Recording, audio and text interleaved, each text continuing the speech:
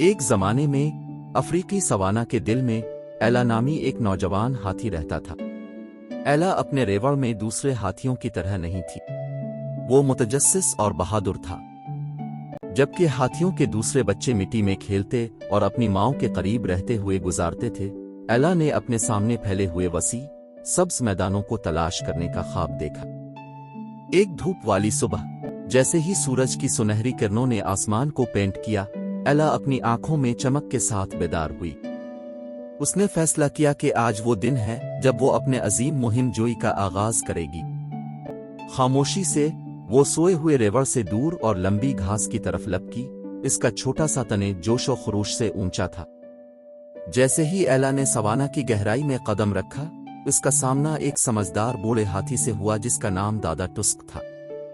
دادا ٹسک اپنی طویل زندگی میں کئی مہم جوئی کر چکے تھے اور جنگل کے راز جانتے تھے۔ اس نے ایلا کے جوش کو دیکھا اور اس سفر میں اس کے ساتھ جانے کا فیصلہ کیا۔ ایک ساتھ وہ متحرک زمین کی تزئین میں ٹہلتے رہے، جہاں لمبے درخت قدیم کہانیاں سناتے تھے اور رنگ برنگے پرندے مدھر دھنیں گاتے تھے۔ ایلا نے غور سے سنا جب دادا ٹسک نے اپنے آباء و اجداد کی کہانیاں اور جانوروں کی بادشاہی میں ہم آہنگی کی اہمیت بتائی۔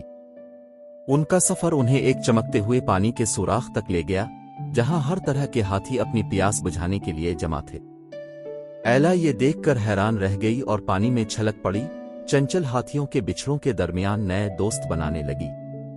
دادا ٹسک نے ایلا کی خوشی پر قہقہا لگایا، اس کی جھریاں ایک مسکراہٹ بناتی ہیں جو برسوں کی حکمت کی عکاسی کرتی ہیں۔ جیسے ہی سورج افق سے نیچے ڈوبنے لگا، سوانا پر ایک گرم چمک ڈالتے ہوئے ایلا نے محسوس کیا کہ اس کی مہم جوئی نے اسے اپنے ارد گرد کی دنیا کے بارے میں گہری سمجھ میں لایا ہے۔ اس نے وسیع اور متنوع جانوروں کی کمیونٹی سے تعلق کا احساس محسوس کیا جس نے اپنے گھر کا اشتراک کیا۔ تشکر سے بھرے دل کے ساتھ ایلا اور دادا ٹسک نے ریوڑ کی طرف واپسی کی۔ ایلا کی ماں نے فکر مند لیکن راحت محسوس کرتے ہوئے نرم طرحی کے ساتھ ان کا استقبال کیا۔ دادا ٹسک نے قبولیت سے سر ہلایا، یہ تسلیم کرتے ہوئے کہ بعض اوقات سب سے بڑی مہم جوئی ہمیں وہاں واپس لے جاتی ہے جہاں ہمارا تعلق ہے۔ اس دن سے آگے ایلا ہاتھیوں کے درمیان ایک کہانی سنانے والی بن گئی اور اس نے اپنے عظیم مہم جوئی کے بارے میں سیکھے ہوئے اسباق کا اشتراک کیا۔ اس کے ساتھ ہی ہاتھی کے بچھڑے چاروں طرف جمع تھے، بڑی آنکھیں اور سوانا کے عجائبات اور دادا ٹسک کی حکمت کے بارے میں سننے کے لیے بے چین تھے۔ اور اس طرح افریقی سوانا کے دل میں ایلا کے ایڈونچر کی کہانی نسل در نسل گونجتی رہی، جو ہر کسی کو یاد دلاتی ہے کہ تجسس، دوستی اور فطرت کا احترام زندگی کے سفر کو واقعی شاندار بناتا ہے۔